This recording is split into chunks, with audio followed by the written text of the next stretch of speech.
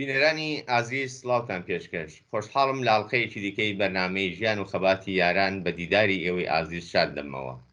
خۆشەویستان، میوانی ئەم ئاڵلقەی بەرنامەکەمان زۆر بەڕێز کاکسابیر لوتفی ناسراو بە سابر قەڵاکۆن، چالاکی سیاسی و یەکێک لە پێشمەرگە دێرینەکانی کۆمەڵەیە. بەو هیوایی کە تا کۆتایی لەگەڵمان بن سەرنجتان بۆ بیستن و بینینی ئەم بەرنامەیە ڕادەکێشم.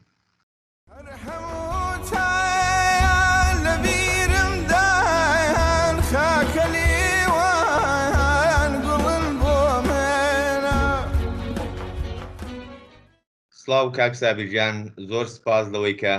داوەتی ئەمەت قبول کردووە و بەشداری لە بەرنامەکەماندا کردووە.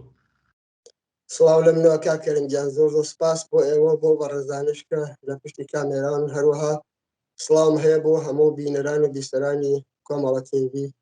خۆشحاڵم کە ئەم تەرفەتەتان بە من داوە کە بتوان لێرە لە ڕێگای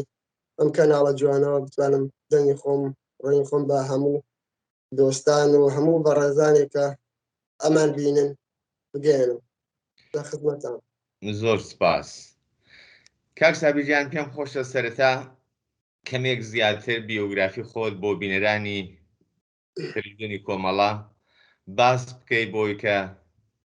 یادەوەریەکان کەمێک زیندووتر بن و ئەو کەسانەی کە کاک سابیریان نەدیوە لە نزیکەوە و نایناسن ڕابردووەکەی بزانن. بەڵێ، من ناوم سابرە، لە ئاوایەک بەناو قەڵاکۆن لە ناوچەی دیواندەرە بەدنیا هاتوو. ئەرزت کەم ساڵی 1961 ئیتر بەهۆی ئەوزاو ئەحواڵە کە ئەو کاتە پاش شۆڕشی ئێران لە بەتابێت لە کوردستان و بەگشتی لە ئێران و بەتابێت لە کوردستان هاتە ئاراوە، بەهۆی وەزعیەتێک کە نالەبار و بەرحاڵ ئەو خەفەقان و ڕەشبگیری و ڕەشەکوژیە کە جمهوری ئیسلامی بەسەر خەڵکی داهێنا لە کوردستان، لەو کاتە منش وەکو زۆرێک لە ئەو لاوانەیە کە لاوە شۆڕشگەڕانەی کە بەرحاڵ خولیای ئازادی بوون، خولیای ژیانێکی باشتر بوون، ئێمەش بوون بە پێشمەرگەی کۆمەڵە. خولاسە ئێمە ساڵانێکی زۆر لە ناو ڕێزەکانی کۆمەڵە بوون، لە بوارە جیاوازەکانە بواری مختلفە دەستمان بە هەوڵ و تێکۆشان کرد لە دژی بەرحاڵ ئەم نەعەداڵەتیانە، ئەم زوڵم و زۆرەی کە جمهوری ئیسلامی بەسەر خەڵکی بەگشتی لە ئێرانە داسەپان. خولاسە ئێمەش یەکێک لە ئەو ئازیزانە بوون کە بەداخەوە کە زۆریان لە ناو ئێمە نەماون دەستمان بە هەوڵ و تێکۆشان کرد. دیارە ئیتر ئێمە لە ناوچەی دیواندەرە دەستمان فعالیت کرد لە ئەو کاتە. بەر لەوەی بچینە ئەو بەشەی کە لەکوێ فعالیەتی پێشمەرگایەتی کردووە، پێم خۆشە بزانم بەر لەوەی کە ئەسەن تێکەڵ بە مەسایلی سیاسی بی، دیارە کاک سابیر تا بەر لە ڕاپەڕین لاوێکی پێگەیشتوو بووە، بەڵام زۆر بە سن و ساڵان نەچووە کە ڕابردوویەکی زۆر یا تەجاروبێکی زۆر و دەرشێکی واقعی لە دەوروبەری خۆی ببێت. من پێم خۆشە بزانم ئەو کاتانەی کە ڕاپەڕین کرا، ئەو کاتانەی کە لە دژی شا خەڵک ڕاپەڕی، کاک سابیر دەرچی لەو ڕاپەڕینە چ بوو، ڕوانگەی نسبەت بەو ڕاپەڕینە چ بوو، چ بەرداشتێکی بۆ، چ بە ئەنگیزەیەکەوە لەو ڕاپەڕین و شۆڕشەدا بەشداری کرد؟ بەڵێ، ئەو کات کە بەڕاستی کە شۆڕش کرا لە ئێرانە ساڵی 50 من تەمەنێکی زۆرم نەبوو، تەمەنێکی کەمە بووم، خەریکی دەرس خوێندن و ئەمانە بووین، دوایە خەریک کاری کەشاوە دێمە. بەڵام ئەوەی کە ئێمە بەڕاستی پاش شۆڕش کە کرا، ئەسەن جە و فەزایەکی زۆر خۆش بوو بۆ ئێمە، ئاڵۆگۆڕێک کە تازە پێک هاتە بوو. پێش ئەوەشە بەهۆی فەقیری و هەژاری و چزانم و وەزعیەتێکی نالەبار بە کولی لە ناوچەکە هەبوو، ئەمانە زۆر تەئسیری هەبوو کە مەسەڵەن ئێمە پاشە شۆڕشە و هەبوونی هێزێکی وەک بەتابەت کۆمەڵە لە ناوچەکە دەور و نەقشێکی یەکجاری زۆری باشی هەبوو، مثبەتی هەبوو، و ئەمە بوو بە هۆکارێک کە ئێمە ڕوو لە سیاسەت بکەین لە ناو مەکتەبە و لە گەڵ ڕەفیقەکانی خۆمانە و کۆمەڵە کەسی باش. یەکێک لەوانە مەسەڵەن ئەسەن هاندەر بوو بۆ من بتوانم ڕوو لە کاری سیاسی بکەم زیاتر بەرەو ئاگاهبوونەوە و لە وەزعیەتی ئەو کاتە بەسڵاح ئاگادارن یەکێکیان مەسەڵەن بۆ نمونە براکەی خۆم براگەورەکەم کە بەداخەوەش تیاچوو بەناوی وریا مەسەڵەن ئەو دەورێکی زۆری هەبوو لەسەر ئەوەی کە ئێمە بکەین ڕوو لە کاری سیاسی بکەین زیاتر هەست بە شتەکان بکەین دوایە ئێمە جیالەوە ئەمە ڕاستە تەمەنمان کەم بوو بەڵام هەستمان بە نائەداڵەتیەکان ئەکرد هەستمان بە جیاوازیەکان ئەکرد خەڵکمان ئەبینی چۆن ئەژی خەڵکی تریشمان ئەبینی لایەکی ترەوە چۆن ئەژی ئەمانە بوون بە هۆکاری ئەوەی کە ئێمە زیاتر مەسەلەکان بە دوایە بڕێین و ڕوو لە سیاست بکەین و دەور و نەقشی کۆمەڵەش بەڕاستی لەو کاتانە کە لە ناوچەکە فعال بوون ئەهاتن لەسەر ئێمە یعنی دەورێکی باشی هەبوو نەک وەکو من بەڵکو لە ناوچەکە بەگشتی و یەکێک لەو کارە باشانە کردیان مەسەڵەن هەر لە ئەوایلەوە پشتگیری لە خەڵکی کرێکار و فەقیر و جدانم چینی خوارەوە ئەوە یەکێک لەو هۆکارانە بوو کە مەسەڵەن من و دەیان و سەدانی وەکو من لە تەمەنێکی کورتیشا یعنی سەرنجی ئێمە بۆ لای خۆی ڕاکێشا ئێمە ئەمانە یەک لەو هۆکارە ئەسلیانە بوون کە توانیمان بەرحاڵ یەواش یەواش پەیوەندی بگرین لەگەڵ کۆمەڵە و ببین بە لایەنگری کۆمەڵەوە حتا تەمەنێکی کەمتر لەوەش من وەکو خۆم وە کەسی تریش ئامادە بووین ببین بە پێشمەرگەی کۆمەڵە ئەوەی کە بتوانین لە دەستمانە بێ لە پێناوی ئامانجێکە بە ئیسلاح خزمەت بە ئینسانیەت ئەکا بۆ ئەوەی کە ئەو نابەرابەریانە ئەو چدان چەسانەوانە ئەو ناحەقیانە کە لێنا زۆر زق و ئاشکرا بوو بتوانین ئەمە بە جۆرێک نەقشێکمان هەبێ بۆ ئاڵ و گۆڕێکی باشتر بەڵێ بەو شێوەیە بوو ئەمە ڕوومان لە سیاست کردووە درێژەکەش ئەوە بکە بوون بە پێشمەرگەی کۆمەڵە باشە بەڵام لەو کاتانەدا بەم شناختەی کە لە کۆمەڵە و لە سیاست و بەرنامەی کۆمەڵە پەیدا دەکەی و بە جۆرە لە جۆرەکان هۆگری ڕێبازی ئەو جریانە دەبیوە زۆر لە ئاوات و ئامانجەکانی خۆتی تێدا دەبینیەوە بەڵام بۆ کاکسابیر و کاکسابیرەکانی دیکەش زۆربەیان لەو سەرودەمەدا خۆیان لە ڕیزی پێشمەرگایەتیدا دەبینەوە ئایا ئیمکانی ئەوە نەبوو کە لە ناوەوە و بە شێوەیەکی دیکە کار و چالاکی سیاسی دەست پێ بکەن و هەر ئەو ڕێگەیە ئیدامە بدەن بەڵێ ئەوەش ڕێگایەک بوو بەڵام بەداخەوە هەروەکو خۆتان ئاگادارن لەو سەردەما بەهۆی خەفەقانێکە لەو ئێرانە وجودی ئەم ڕژیمە تازە بەدەسەڵات گەیشتووی ئێران خۆ دەستی لە کەس ناپارست یعنی هەموو ئەبینی ڕۆژنامەکان چزانم تەلڤیزیۆن کە هیچ ئەو کاتە نەبوو بەڵام هەموو بیر و ڕائازادەکان ئەحزابی سیاسی تاکەکان شخصیەتە سیاسیەکان ئەمانەی هەموو هێن کرد هەڵپێچە یعنی خەفەقانێکی ڕەش لە ئێرانە کە ئەو کاتە تاکو بەداخەو تاکو ئەمڕۆ ئیدامەی هەیە دەستی پێکرد یعنی ئەو مەجالێ بەڕاستی بۆ بەتایبەت بۆ گەنجانێک وەک ئێمە ناهێشتەوە بۆ خۆشتان حتمما ئەزانن بە کۆمەڵ خەڵکیان ئەگەر گەنج ئازادی خواست شدەم هەر ئینسانێک کەسێکە لە دژی ئەو ڕژیمە بە جۆرێک ناڕزایەتی دەربڕایە باسی سیاستی بکردا ئەمانە ڕاپێکی زیندانەکران بۆ بەداخەوە کۆمەڵش ئادام کران ئەمە یەکێک لە هۆکارانە بوو کە ئێمە بتوانین قسە بکەین نەبتوانین فعالیتێکی سیاسی ئاشکرا کە هیچ بتوانین بە ئیسراحەت حەداقل لەوێ دەست بەکار بکەین دیارە هۆکاری ناو خەڵک کاری سیاسی ڕۆشنبیری تا لەسڵ لەوێ زۆر باشترە بۆ ئەوەی کە ئەگەر مەجال هەبێ ئەگەر وڵاتێکی وا خۆتان ئەزان و ئێران وڵاتێکی واقعاً ڕەشی دیکتاتۆری حاکمە لەوێنە و بەر بە هەموو بیرروڕاکانی گرتبوو ئەوە یەکێک لە هۆکارانە بوو کە ئێمە نەمانەتوانی بەڕاستی نەک من هەزارانی وەکو من بەداخۆ خۆ بە هەزارانیش ڕاپێکی زیندانەکان کران لەسەر نامەیەکی سادە لەسەر تراکتێکی سادە ئەدام کران ئەم نەبوونی ئازادیە بوو بە هۆکاری ئەوە کە ئێمە و ڕێگای هەڵبژێرین بەڕاستی لەناخۆ زۆر باشتر بۆ ئێمە بتوانین لە ناوە ئازادانە کار فعالیەتی سیاسی خۆمان هەموو ئەحزابی تریش و هەموو تاکەکانی تریش زۆر ڕاستە بەڵامی ترە و مەجالە بۆ ئێمە نەما بەداخۆ منە پرسیارم بۆ یە کرد ئێستا زیاتر لە 4 دەیە لەو سەردەمە تێدەپەڕێ و کاکسابیریش تەمەنی لەگەڵ تەواوی ئەو پرۆسەیە هاتووە تەجاروبێکی زۆر زیاتر لە سەرەتاکانی بوون بە پێشمەرگایەتی هەیە. هەروەکو بۆ خۆشتت احتمالەن دەبیستی لەم لاولا زۆر کەسایەتی و لایەن ئێستا ئەو پرۆسەی پێشمەرگایەتی یا خەباتی چەکداری دەبنە ژێر پرسیار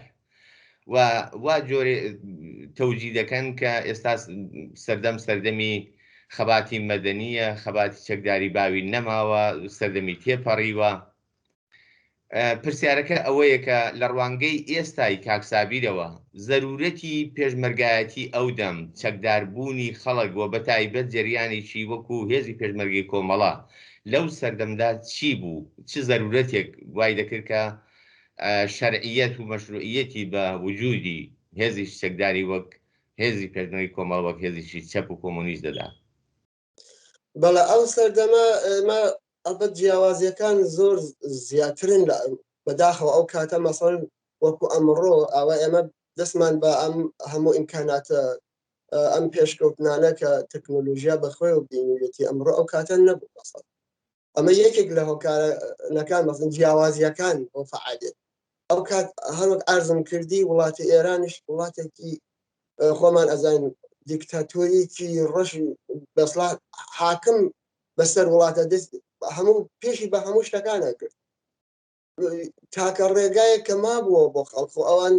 وتوێژ سەریان ئەچوو ببورن نە ئامادە بوون هیچ خاست و داخوازێکی خەڵک قبوڵکەن بە گشتی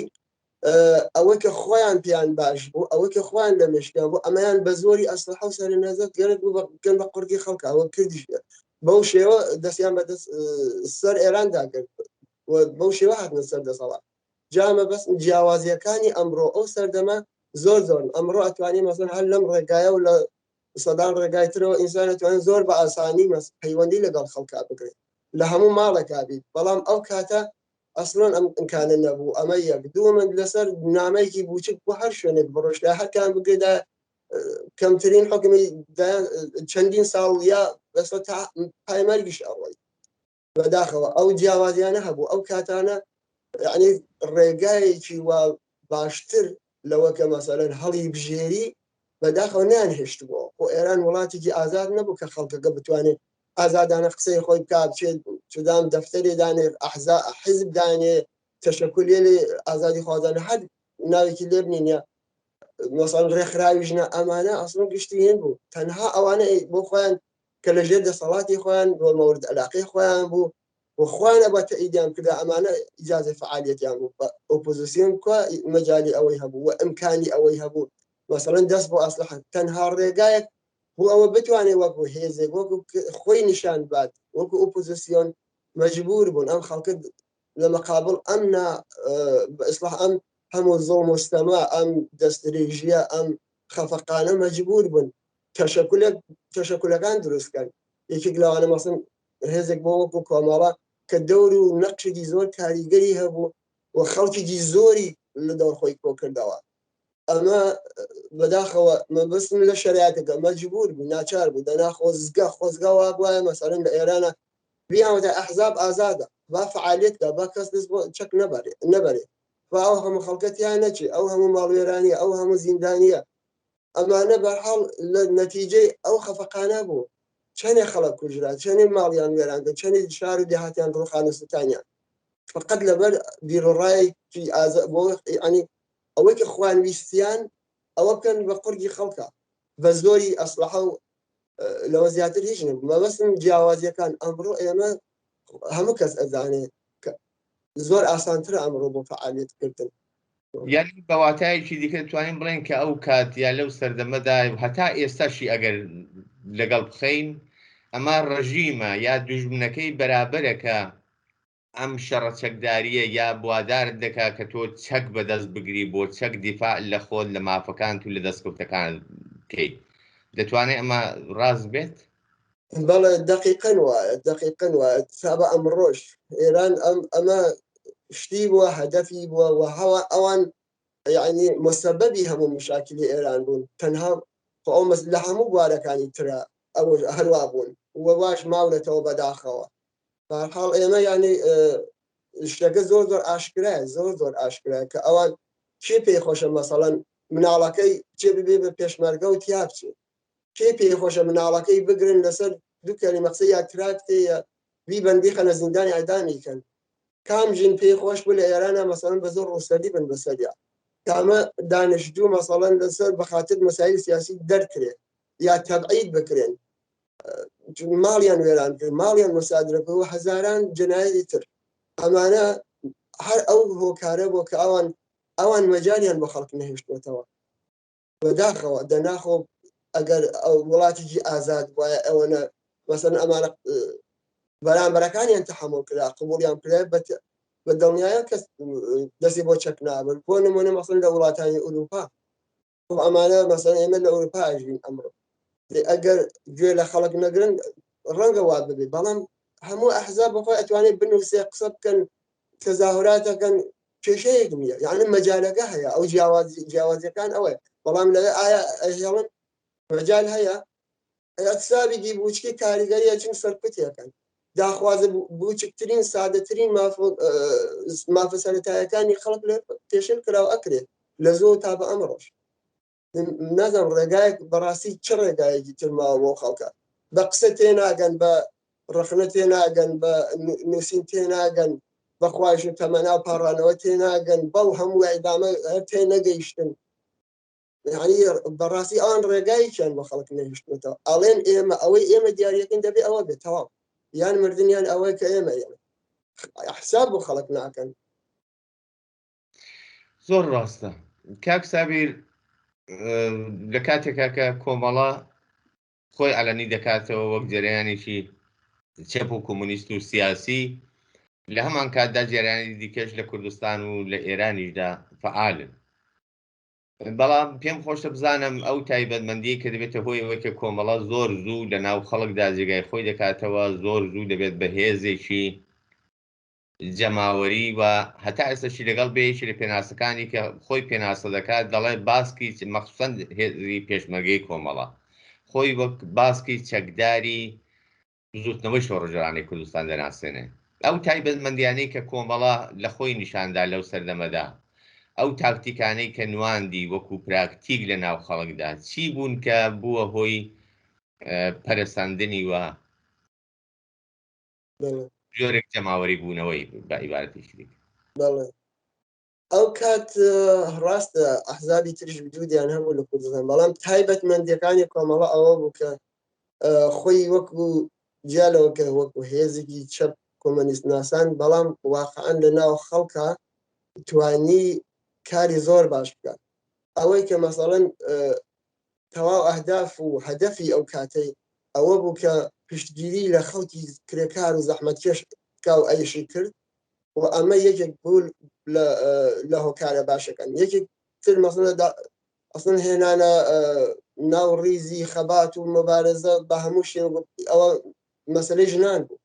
پشتگیریەکی زۆر جددی ئەکرد تاکە هێزێک بوو ئەو کاتەکە مەسەڵەن زۆر بەباشی و بەزەقی یعنی لەسەر ئەم مەسەلەی ئەڕۆی بۆ یەکسانبوونی ژن و پیا و مافی بەرابەر بۆ ژن و پیا و مەسەڵەن یەکێک لەو شتانە ئەرزکەم ئەو کات مەسەڵەن کۆمەڵە لە ناوچەکانە هەچی دەسەڵاتدار و کەسانی کە دەستڕۆشت و وەکو مەسەڵەن ئاغاکان بۆ نمونە ئەمانەی دەستی ئەمانەی کۆتا کرد خەڵکیی یەکجار زۆری فەقیر کە مەسەڵەن ساڵەهای ساڵ بوو چەوسێنرا بوون و حتا بەدەست ئاغاکان ئەمان کۆمەڵە هات ئەمانەی کۆ کردەوە و ئەوانە کە هیچی گیان نەبوو بەڕاستی مەسەڵەن زەی و زار و شوزان ئەمانەیە بەسەر ئەم خەڵکە دابەش کرد ئەمە یەکێکتر لەو هۆکارە باشانە بوو کە مەسەڵەن لەو ناوچە بەتایبەت خەڵکێکی زۆر باوەڕ بە کۆمەڵەکان و تاکە هێزێکیش بۆ بەڕاستی بەو جۆرە پشتیوانێکی باشی ئەکرد لە خەڵکی بێداهات و فەقیر و هەژار و ئەمانە ئەمەش یەکێک لەوانە بوو دوای گیا لەمانە ئەسڵ مەسەلەی ڕۆشنگەری لە ناو خەڵکە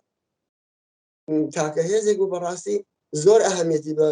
ڕۆشنبیری لە هەموو بارەکانەدا لە دواکەوتووی کۆمەڵگا مەسەڵەن لە دژی هەموو خرافاتێکە لە ناو جامعە بەداخەوە باڵی بەسەر جامعەکەی ئێمە گرتووە تا بە ئەمڕۆژ درێژە هەیە بەداخەوە تاکە هێزێک بوو بەڕاستی لە دژی ئەم نەریتە کۆنانە زۆر زۆر فعال بوو. کاری ئەگاهگەرانەیەکە کاری ڕۆشنبیری زۆر ئەهەمیەتیان پێداوە ئەکرا و خەڵکیش ئەمانەی بەڕاستی ئەبینی ئەوەی کە ئەم جیاوازیە ئەم فکرە تازە ئەم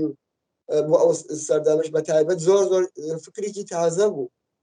و ئەو دڵسۆزیە کە ئەمانیان کرد نسبەت بە خەڵک بە هەموو شێوە پێشمەرگە بۆنەی مەسەڵەن لەگەڵ ئاغاکانە کە زۆریان لە خەڵکە کرد پێشمەرگەکانی تێئەچوون ئەمانە کەم نەبوون بۆ پشتیوانی لە خەڵکێک کە بێداهاتە فەقیرەمانە ساڵەهای ساڵە خوێنیان ئەمیژن ئەیان چەوسێنەوە کۆمەڵە پێشمەرگەی لەو ڕێگای لە دەستدا بەداخەوە بەبەستمە ئەمانە کۆمەڵی هۆکار یەک ڕۆشنبیری مەسەلەی مافی ژنان ئەوەی کە لە دژی هەموو دەسەڵاتدار و کۆنەپەرستەکان لە ناوچەکە هیچ کام لە هێزەکان بەڕاستی ئەوە نەبوون ئەمە بکەن ئەمە بوو هۆکارێک ئەوە کە مەسەڵەن خەڵک بە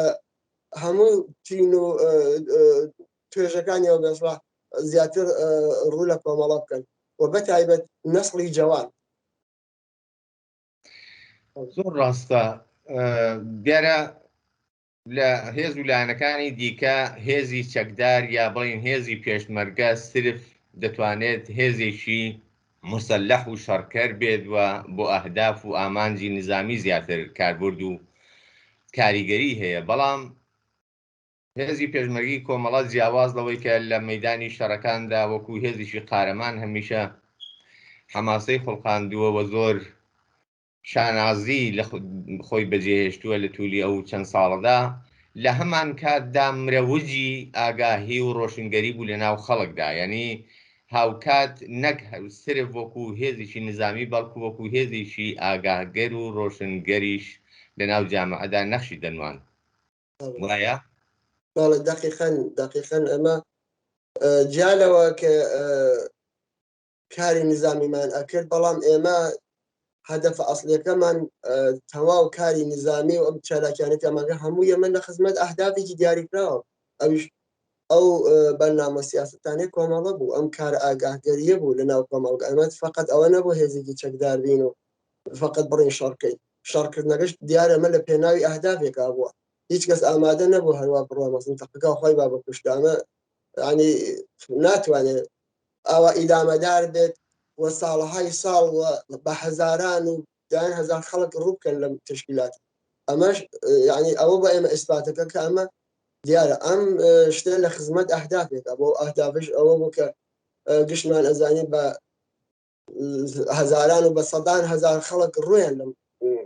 شتێکردووە ئەوش ئەوە بوو کە ئێمە بەسڵ کارەکەمان گۆڕینی کۆمەلگا بووە و لەو پێناوە ئێمە خەباتمان کردووە ئەم هەموو گەنجە کوڕ و کچ جوانە ئەو وەختە هەمویان تەمەنی خۆیان فیدای ئەو ئامانجە کرد بەڕاستی و لە پێناوی ئەم ئەهدافە دەستیاندا بچەکەوە بەو شێوەیە متاسفانە خەمەتمان کرد بە گشتمان خۆزگە وانە وایە لە ناو ببووینە هەمومان ئێستا و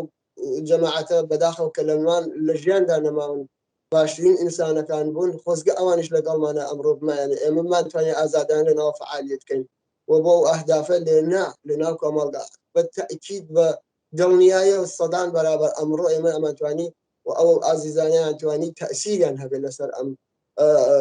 ئاڵ و گۆڕێکە ئەبوا بکرای بەداخەوە بەڵام پێشی پێگیرە بە هەر شێوە کە بۆیان توانی ڕێگر بوون لەوەی کە ئێمە بتوانین ئەو ئەهدافی کە هەوڵمان بۆدا بتوانین زیاتر پەرەی پێبین و بە ئەو ئاوات و ئامانجە بگەین کە ئەویش ئاوات و ئامانجی ڕزگاری کرێکار زەحمەت کێشە ژیانێکی شیاوی ئینسانی کە بتوانین ئەم ئینسانانە هەمووی بە ژیانێکی باش بژی بە شێوەیەکی باش بژی نە زڵمی لێ بکرێ نازم نە حەقی بخورێ نە بێدەنگ بکرێ نە زیندان بکرێ نە هەڵواسرێ بێکاری و گرانی و هەزار و یەک مشکڵات کە خۆتان لە من باشتر زانین بەرحاڵ زۆر باشە کاک سابیر دەبێت بە پێشمەرگە بە لە توولی ساڵیانی پێشمەرگایەتیدا تاو جێگایی کە من حوزوری زێنم بێت کاک سابیر وەکو سابر قەڵاکۆن زۆرتر لە بواری نظامیداوە کەسێکی ئازا لە بواری نظامیداوە لە پۆست و بەرپرسیارەتی نظامیەکاندا خۆی دەبینێتەوە ئاوا دەناسرێت کە کەسێکی بەجەربەزە و کەسێکی خۆراگر و ئازا لە ناو هێزی پێشمەرگەدا بووە هەرەوە باعیسەوە بۆ کە بەرپرسیارەتی جۆراوجۆری لە بەشی نظامی پێدراوە. من پێم خۆشەکە لەم بەشەی و توێژەکەماندا بچینە سەر جۆری چالاکی پێشمەرگانە. تەجروبەی کاک سابر لە ژیانی پێشمەرگانە چیەوە لەگەڵ ئەوەی کە پێم خۆشە ئەگە بیرەوەری خۆش یا ناخۆش هەیە لەگەڵ ئەوەشدا تەعاملی خەڵک لەگەڵ هێزی پێشمەرگە متەقابلەن لەگەڵ خەڵک ئەو شێوە چالاکیانەی کە بەڕێوەتان دەبردووە کاک سابر خۆی تەدا دەبینەوە باس بکەی. سپاس. ئەڵبەت من یەک شتر ئەرزکەم ئەو کات بەڕاستی من هیچ جیاوازێکی وا سێر لەگەڵ ڕفەقەکانی ترمان نابینم. من پێم وایە هەموو پێشمەرگەکانی کۆمەڵە ئەو کات زۆر ئینسانهایەکی پاک جەسوور لە هەموو بوارەکانە هەم بە لەحاجی نظامی و هەم بە لەحاجی سیاسیشەوە. بەڕاستی ڕەنگە من وەکو شاگردێک لە ئەوان بن شاگردێک جەماعەتێکی زۆر لەو ئینسانە باشانە کە بەداخەوە لە ژیانیشدا نەماون منش یەکێک لەوان بوو. ئەوەی کە ئێمە بەرحاڵ ئەمە لە چالاکیەکانمانە دیارە ئێمەش هەروەک عەرزم کردی دیارە هەموو چالاکیەکانیش لە خزمەتی سیاسەتێکا بووە. ئێمە بۆ ئەوەی کە بە ئەهداف و ئامانجەکەی خۆمان بگەین هەمومان بەگشتی ئەتوانم بڵێم ئێمە لە هیچ شتێک بەڕاستی لە هەموو دڵسۆزیەک هەموو فەداکاریەک خۆمانمان نەئاپاراست. بەڕاستی زۆر دڵسۆزانە بۆ ئەوەی بگەین بەو ئەهدافی کە باوەڕمان پێەیە لە بواری پێشمەرگایەتی لە باری نظامیشە ئەمان ئەنجاممان دەدا. ڕووداوەکان دیارە ڕووداوەکانی ئەو سەردەمانە بەهۆی ئەم وەزێتەوە کە ئێمە ئەو کاتیا قرارمان گرت بوو بەداخەوە شەڕ و شتێکی زۆرمان تووشە بوو. شەڕ چدانم ڕۆژانی خۆشمان هەبوو ڕۆژانی ناخۆشمان هەبوو. بەڵام ئەوەی کە بۆ ئێمە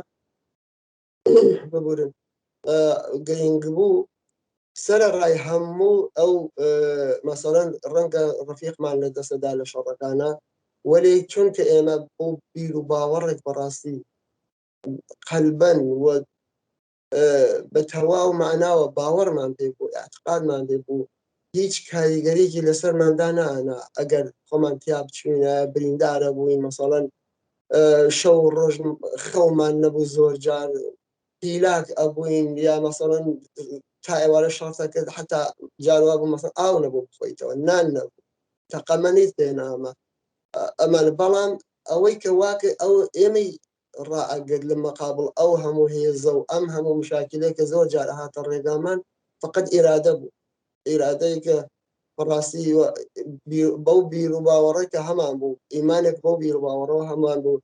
ئەیتوانی ئێمە لەو شرایەتە سەختە هەروە سەرحاڵ ڕابگرێ سەرەڕای هەموو کەم و کۆڕیەکانمان کێشەکانمان عەرزم کردی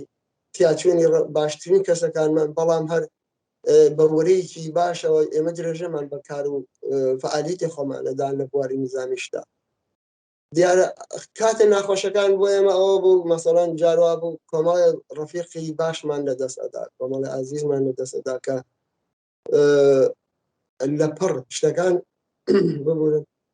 لە پڕ بوو هەمیشە مەسەڵەن تۆ ئەبینی ئێستا ئەچی یا شەڕێکت تووشە بە یا ئەچی بۆ شەڕێ پاش چەند سەعاتێک ڕەفیقەکانت کە باشترین کەسەکان بوون ئازیزترین کەسەکان بوون هاوڕێت بوون شۆڕش پێکە بوون ناگەڕانەوە لەگەڵتە. ئەمە یەکێ لە ئەو شتە ناخۆشەکان بوو. زۆر جاریش بەرحاڵ ئێمە ئەچوین بۆ مەسەڵەن گرتنی پایگا بوو مەقەڕ بوو کەمینماندانا لە گول و زەربەتێکە درا ئەمانە مەسەڵەن شەڕ ئەکرا بینی ڕەفیقەکان بە جەسارەتەوە لە شەڕەکانە بەشداریان ئەکرد دەستی خۆیانەوە شان بەبێ هیچ کێشەیەکیش مەسەڵەن سەرکەوتنی زۆر گەوریان بەدەستهێنا ڕەفیقەکان بە زۆری یعنی ئێمە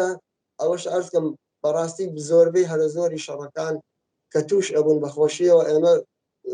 ڕەفیقەکان بە جەسارەتی تەواو بەشداریانە کرد و سەرکەوتنیان بەدەستهێنا ئیتر مواردێکیش بوو بەداخەوە ئیتر بەهۆی نابەرابەری هێز ئەرزت کەم ئەمانش دەوری هەبووە یا مەسەڵەن لە شوێنێکە هەڵەیەکی بوچک کراوە ئەمانە جاروبار ئێمەش بەداخەوە کەسەکانمان لەدەستەدا زۆر ئەمانە کاریگەری باشیان نابوو ئەوبەتە بەو مانە نەکە مەسەڵەن ئێمە بڕۆخین بەڵام ئیتر بۆ ئێمە ناخۆش بوو ڕەفیقەکانمان بە ئاسانی لە دەستەدا عادەتمان بە یەکە کرد ئەمانە ئەمە ئەو شتە ناخۆشەکان بوو خۆشەکانیش ئەوانە بوون بەڵێ باسی نابەرابەری هێزت کرد باسی نابەرابەری لە کاتی شەڕەکاندا دوژمن بە هەموو چەک و چۆڵێک تیار بوو بەڵام هێزی پێشمەرگە تەنیا ئەوەی کە بووی ڕەنگە کەڵەشنکۆفێک و هێزی بەرگریەکەی هەمان ئیرادە بوو کە بەڕێستان باستان کرد پێم خۆشە بێگومان لەو شەڕانەدا لە زۆر مەوارددا هێزی پێشمەرگە ئەسیری کەوتۆ دەست لە هێزەکانی دوژمن لە هێزی بەرامبەر زۆر جار بۆ چەواشەکردن بۆ بەدناوکردن بۆ خراپکردنی هێزی پێشمەرگی کۆمەڵە بەتایبەت وەکو هێزیشی رادیکاڵ وەکو هێزیشی چەپ باز لەوە دەکەن کە بەرخوردی خراپ بە ئەسیر کراوە لە جریانی شەڕدا بەڕاستی پێم خۆشە کاکسابیر لەو بوارەدا بێگومان تەجروبەی زۆرە بێگومان شاهدی زۆر واقعیاتی عینیە لە زمان کاکسابیرەوە ئەگەر بەرخوردی کۆمەڵە و هێزی پێشمەرگی کۆمەڵە بە ئەسیر باز بکرێت چییە؟ بەڵێ دقیقەن ئەو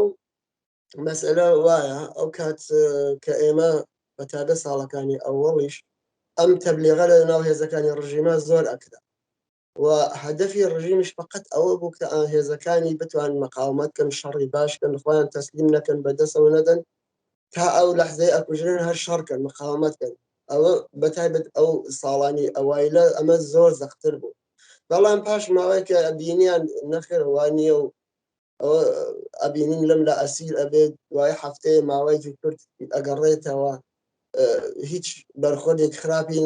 پێچەوانەوە هەتا مەواردیش بووە لەو کەسانە کە ئەسیر بوون ئەسم بوون بە پێشمەرگە ئێمە لە مەیدانی شەڕەکانە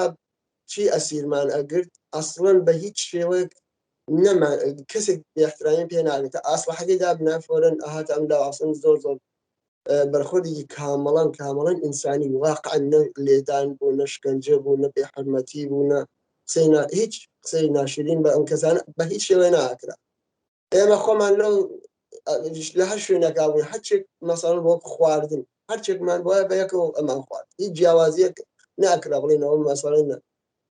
ئەوانەی وا بریندارە بوون پاسمانەکران هەموو خزمەت وەک پێشمەرگەکانی تر هیچ جیاوازیەک نەئەکرا مەسەڵەن هیچ کەمکاریک لەو بوارەوە چونکە ئێمە شتەکانمان لە ڕوانگە ئێمە کارێکی زۆر دروستیشمان کردەوە کارێکی ئینسانیش بوو ئێمە ئەسڵەن بە هیچ شێوەیە ئەسیرمان ئەزیێت ناکرد من ئەتوانم چەند نمونەیەکتان بۆ بگەڕمەوە لە ئەوانەی کە مەسەڵەن لە مەیدانی شەڕا ئەسیر بوون کابرا مەسەڵەن یە جارێک چوین مەقەڕمان کرد بووە لە مەقەڕی زەڕینە بەداخەوە ئەمە لەونە کەسمان لەدەستدا بوو یەکێک وەختێک کاتێک چوین ناو مەقەڕەکە یەکێک لە ڕەفیقەکان وتی ئەمە من چاوم پێوە بە ڕەفیقەکەمان کە هاتە بەر پەنجەرەکە ئەمە لیداوە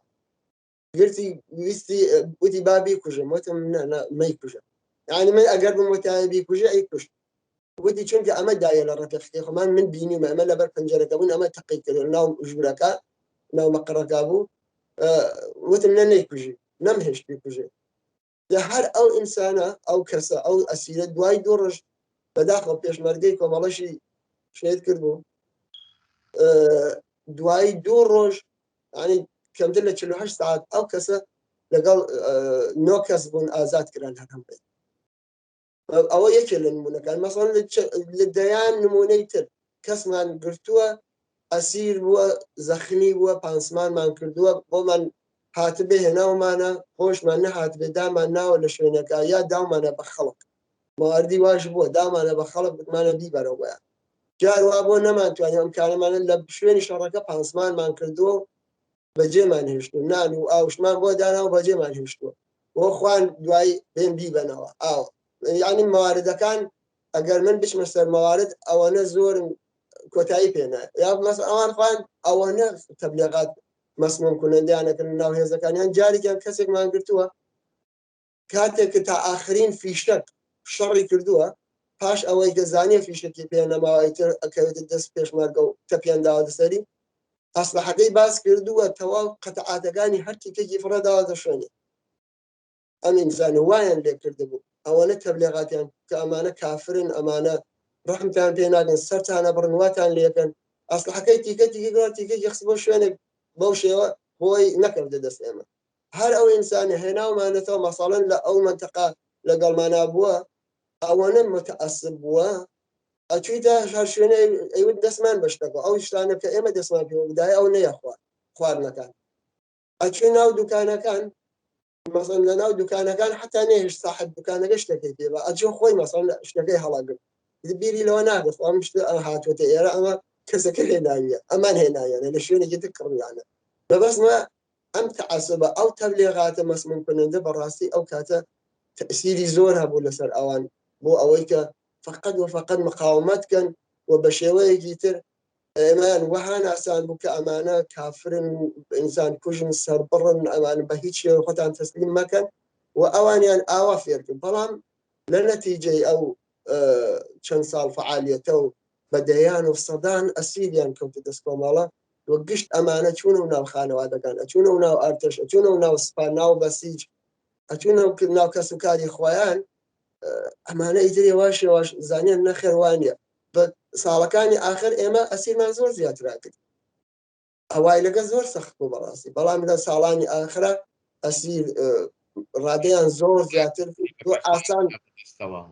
بەڵێ زۆر بە ئاسانی خوانیانەدا بەدەسە ئەوانەیە کە مەسەڵەن زۆر هەم نەبوون پاش 24 سعات یا هەر کەس بووە هەر لەمایان شەڕەکە ئەسڵحەکەی لێ وەرگراوە بەڕێ کراوەتەوە ئەمە نمونەمان زۆر ئازیشم کردی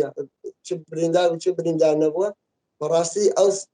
من ئەو هیچ وەختیش ئەو سیاسەتە بە سیاسەتێکی غەڵەت نازانم لەلایەن ئێمە کە کراوە بەرخۆدی ئینسانیمان کردووە ئەمانە شتێکن کە نەک ئەمڕۆ من بە واقعی هەبووە ڕووی داوە بە شاهدی ئەو سەربازانە ئەو کەسانە کە واکەی خۆیان ئەو سەرباز و پاسدار لە هەموو لونەکانیان بەشەکانیان گیراون و ئازاد کراون و ئەژین ئەم ڕۆژ کاک سابیجان زۆر سپاس دیارە لەم زەمینەیەدا قسە و بازیزگار زۆرە بێگومان هەم خاتری خۆش هەم خاتری ناخۆش لە بەرخوردی هێزی پێشمەرگەی کۆمەڵاوە لە متەقابلەن بەرخوردی هێزی دوژمن بەڵام هەر لەو مەقتەعەدا کە باس لە شەڕ لەگەڵ دوژمن واتە ڕژیمی جمهوری ئیسلامی دەکرێت بەداخەوە بۆ ماوەیەکی چەند ساڵێکی شەڕێکی ناوخۆیی لەگەڵ حیزب دموکرات دەبێت ئەو شەڕە چەند دەتوانی جۆرێک تەئسیری بێت لەسەر ئەوەی کە بە شێوەیەکی یەکچاو یەک هێز لەگەڵ هێزی دوژمن لەگەڵ ڕژیمی جمهوری ئیسلامی بەرەوڕووبیەوە دیارەوە ئەگەر باسی خاترەی خۆش و ناخۆش بکرێت پێم وایە ئەوە یەکێک لە خاتر ناخۆشەکانە بەڕاستی بەداخەوە لە مێژوودا دەمێنێتەوە بەڵام ئەوە چەندی تەئسیر بوو لەسەر ئەوەی کە سەرکی هێزێک دەکات کە لەگەڵ ڕژیم بەرەوڕوو دەبێتەوە بڵێ بەداخەوە ئێمە ئەو شەڕە من بە شەڕێکی داسەپای ێزان چەند ئەمە زۆری لەسەر شتە ڕۆییوە شەڕێکی زۆر سەخت بوو بۆ ئێمە چونکە ئێمە وەکو دوو هێزی پارتیزان دوو هێز بوون کە ساڵهای تەجروبە لە شەڕی پارتیزانی و شەڕی شاخ بۆ ئێمە متەقابل بۆ ئەوانیش شەڕێکی سەخت بووە متەقابل بەڵام کاریگەریەکانی دیارە زۆر مزار بوون بۆ ئێمە بۆ هەردوو کلامان کاریگەریەکە یەکەم کاریگەری خراپی ئەوە بوو کە ئەمە خەڵکی دڵسار دەکردە و لە خەباتکردن ڕوهێنانی بۆ پێشمەرگایەتی و هەم بە حتا بۆ لایەنگری و دڵخۆشبوون بە ئەم هێزانە چ لەلایەن ئەوانە چ بازن لەلایەن نسبەت بە ئێمە چونکە ئێمە هێزەکانمان بەداخەوە تووشی شەڕێکی نەخوازراوی گەورە و ئەسن بێخۆ بەڕاستی بووین و ئەم کاریگەریانە ئەمە نسبەت بە ناو خەڵک ئەو شتە مەنفیە کە زۆر زۆر ئەساس بوو بۆ ئێمە و خەڵک بەڕاستی ئێمە بە بێ خەڵک هیچ نەبوو يعني ئێمە وەکو ئاو ماسی و ئاو وابوو واقعەن تۆ ماسیێک لە ئاو دەری بێنە ئەمرێ ئێمەش ئەگەر خەڵکێک نبووایە بەڕاستی ئەمە پشتیوانەمە ئەو هەمان چارە نووسمان جا هەر بۆیە ئێمە ئەو کاتە خەڵکێکی زۆر بەڕاستی دڵسارد بوونەوە ئەسڵەن خەڵکێکی زۆر کە مەسەڵەن نسبەت بە پێشتر ڕویان لە پێشمەرگایەتی ئاهاتن بەڵام بەڕاستی ڕادەکەی کەمتر بوو ئەمە یەک دووەمەن ئەسڵ ئێمە بەداخەوە هێزەکانمان لە هەردووکلا بە تایبەت ئەوانە ئێمە خەبەرمان بوو یەکجار زۆر هێزەکانیان ڕۆیشتنەوە چونکە شەڕەکان پێ ناخۆش بوو لە لایەکی ترەوە ئەسن ئەمە هێزانەی ئێمە کە ئەیتوانی بە هێزێکی زۆر زیاترەوە بە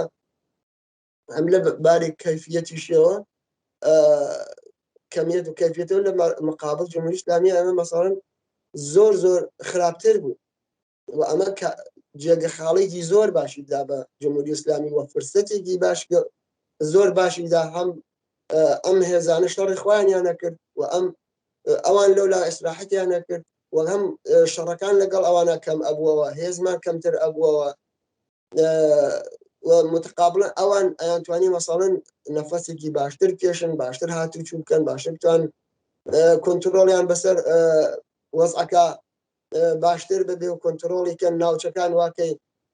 ئێمە زیاتر هاتوچوومانەکە هاتوچەکان ببوونی ئەم کێشانەوە کەمتر ئەبووەوە ئەوان دەستیان باز بوو هەموو کونوکە لەبەرێک بگەڕن بە ئاسانی بەبێ ترس بە هێزی کەمەوە مەسەڵەن بۆ نمونە ئەو کاتانە ڕویان لە هەر کوێگەر بۆ هێزێکی گەوریان تەرخان کردات بە ترس و لەرزەوە یا زۆر جارە هاتن تەڵەفاتیان لەدا ئەگەڕانەوە ئاسان نەبوو هاتوچۆکیان لە کوردستانە یا بەشەوە ئاسن نانەوێرا بگەڕن بەڵام پاش شەڕەکان شەڕی ناو ئێمە و دموکرات ئەوان مەجالەکانیان زۆر باشتر بۆ ڕەخسا بەداخەوە هێزەکانی ئێمە بەرەو کەسبوون ئەڕۆین لە هەردووکلا چالاکی پێشمەرگانە لە دژی جمهوری ئیسلامی بۆ ماوەیەک حتا تەحتیڵ کراوە شەڕەکان زیاتر بوو بە شەڕی کۆمەڵە و دموکرات بەرحاڵ هۆکارەکانیشی خۆ زۆر ئاشکرایە ئەو کاتە بەداخەوە زۆر داخوازی کە ئەوان هیان بوو من نامێت بڕۆمە سەر هەموو داخوازی وەلی واقعەن هەمووی داخوازی بێجێگە و بە هەمان شتووە کە مەسەڵەن جمهوری ئیسلامی لە خەڵکی ئەوێ لە ئۆپۆزیسیۆن لە دژی من قسە مەکە لە دژی من هیچ مەڵێ ئەکرێ من چەتم بەدەسەوە بۆ ئەهدافێکە هەڵم گرتووە ئەوەی کە تۆ ئەمڕۆ لێرە پێم ئەڵی نابێ ئەمە بڵی سبەینە بگەیتە دەسەڵاتی هەمان شتێکی ئەوەی کارۆ نسبە من ئەنیمە بەسمە لێرە ئەو خەلەلە بواری ئازادی و ڕادەربڕینی ئازاد پێشگیری پێ ناکرێت بەڕاستی ئەمە یەکێک لە هۆکارەکان بوو کە من پێم وایە یەکێک لە هۆکارە گرنگەکان ئەمە بوو ئەوان ئەم شەڕە پێداگریانە کرد وە زۆر هۆکاری تری زۆر ڕاستە کاک سابیرجان بینە ئەو سەردەمی دوایی پێشمەرگایەتی و ئەوەی کە ڕوو دەکەیە یەکێک لە وڵاتە ئەوروپایەکان ئێستا لە وڵاتی ئاڵمان نیشتەجێی ئەوەش خۆی پرۆسەیەکە لە ژیانت پێم خۆشە بزانم کاک سابیر دوای ئەوەی کە ڕوو دەکاتە وڵاتە ئەوروپایەکان و لەوێ نیشتەجێ دەبێت زۆر بە کورتی ئەگەر باسی بکەی ژیانت چۆن تێپەڕ دەکەی و لە کەناریدا بێگومان خەریکی کاری چالێکی سیاسیشی ئاستانکانت لەم زەمینەیەدا لەم پرۆسەیەدا چی بوون و ئێستا ژیانت چۆن تێپەڕ دەکەیت پێم خۆشەوە زۆر بە کورتی باس بکەی کە هاتوینە ئاخری وەخری و توێژەکەمان بەڵێ من وەڵا شتێکتان ئەرزکەم بەڕاستی ئارزم هیچ وەخت ئەوە نەبووە هیچ وەختیش هەدەفم نەبوو بۆ ئەسڵن من تەنها هەدەفێکە هەم بوو مبارزەکردن بووە و لە خزمەت ئەو ئاهدافەی کە باوەڕم پێ بووە بەڕاستی تەنها هەدەفی ژیانم ئەوە بووە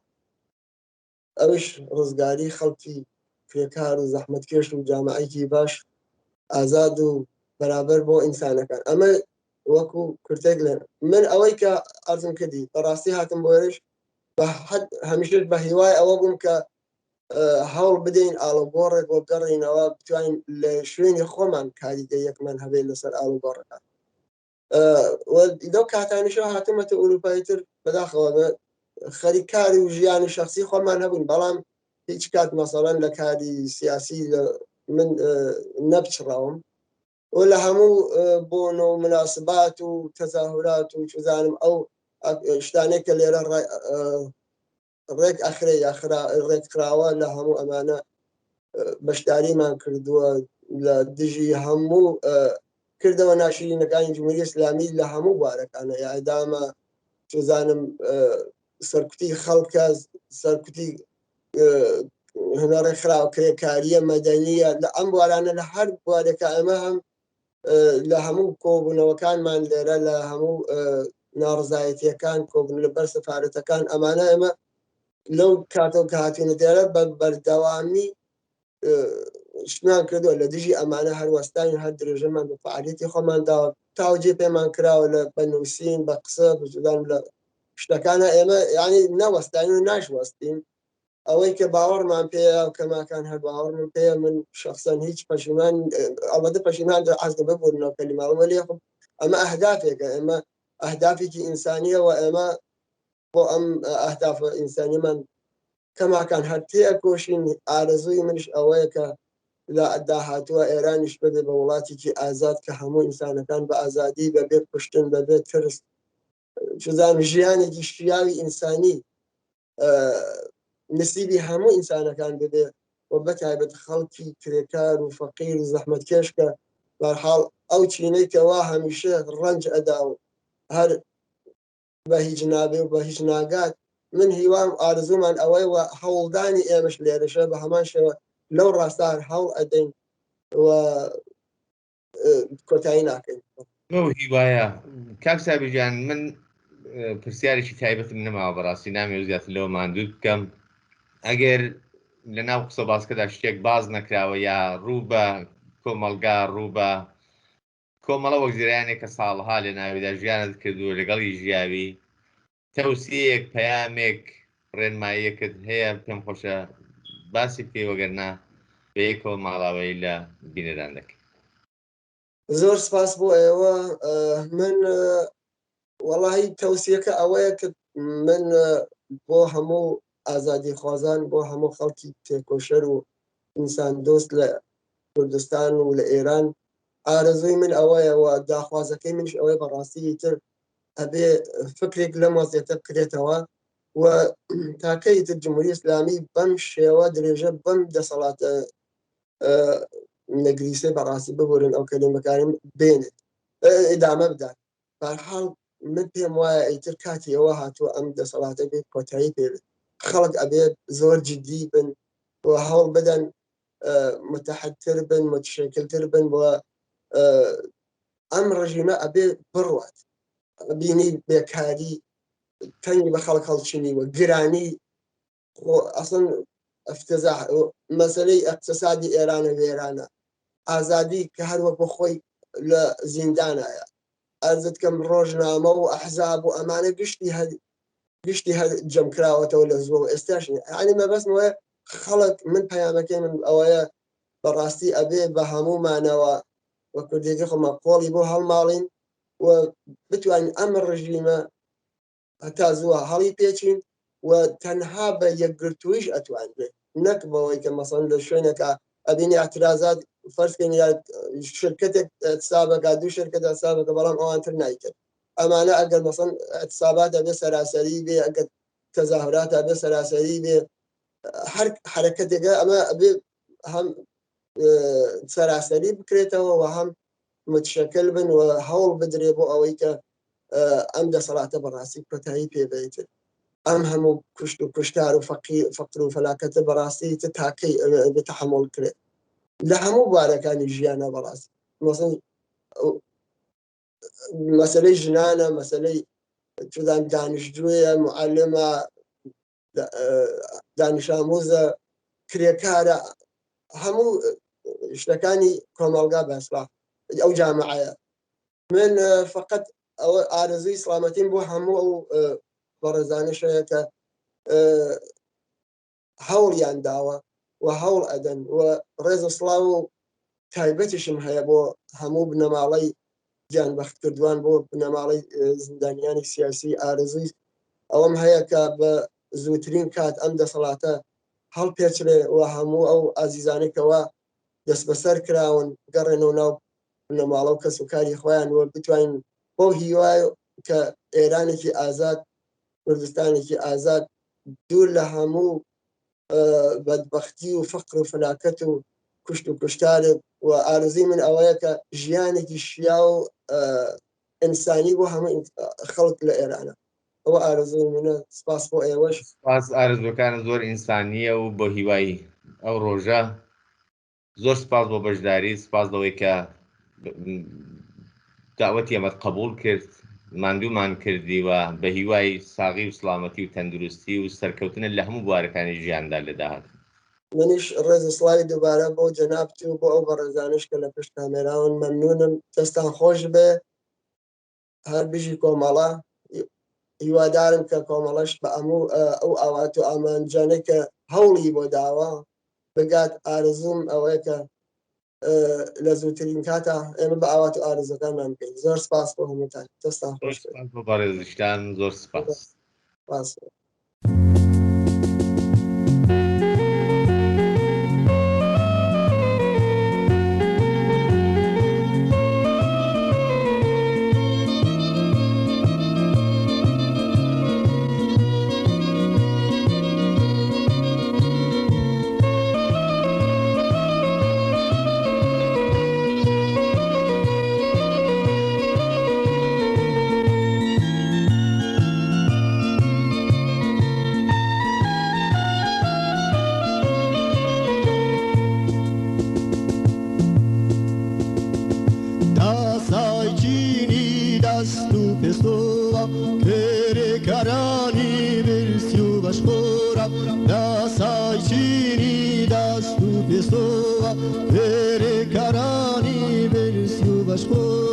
بەشمەینەتانی خاوەن نەجاری کۆیلانی حوکمی سەرمایەداری بەشمەینەتانی خاوەن نەجاری کۆیلانی حوکمی سەرمایەداری دا سارەپارن دا سارەپارن دا سارەپارن دا سارەپارن دا سارەپارن ئەی بەشمەینەتان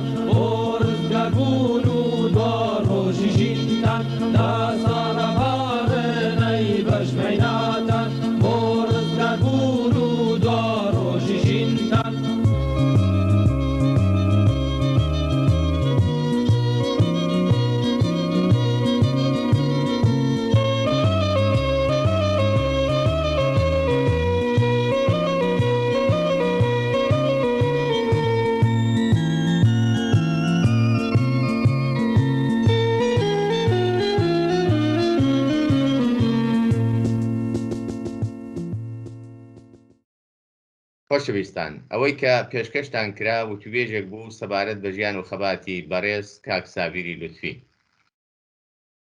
یەکێک لە پێشمەرگەدەرینەکانی کۆمەڵە و چالاکی سیاسی. بەو هیوایی کە کات و ساتێکی خۆشتان لەگەڵ بەرنامەکە بەسەر بردبێت تا ئەڵقەیەکی دیکەی بەرنامەی ژیان و خەباتی یاران بە هیوای شادی و بەختەوەری بۆ هەموو لایەکتان.